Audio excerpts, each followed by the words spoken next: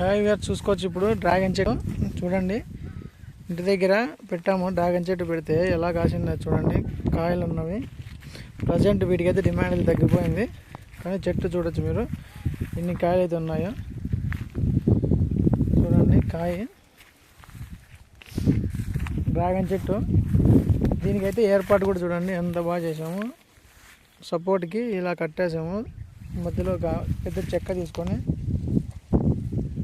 చెక్కకు ఇలా పెట్టడం ద్వారా ఈ డ్రాగన్ చెట్టు అన్నది బాగా పెరగడం జరిగింది.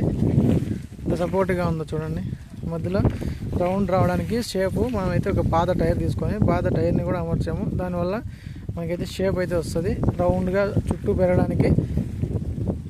ఇంకో చెట్టు చూపిస్తాను మీకు. ఇంకా ఇది పెరుగుతుంది నిర్మాణ దశలో. ఇంక ఇందులో అయితే ఇంకా ఏమి కాయలు అయితే చెట్టు ఏమో పెరిగింది ఎందుకో మళ్ళీ.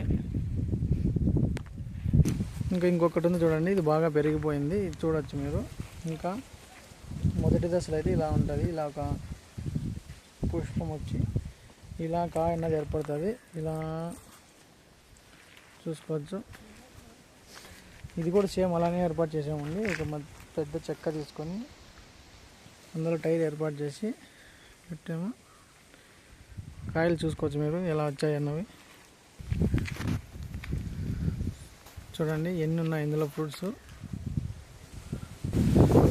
దాదాపుగా అబౌట్ 10 పైన కాయలు అయితే డ్రాగన్ ఫ్రూట్స్ అయితే మనకు చూడొచ్చు.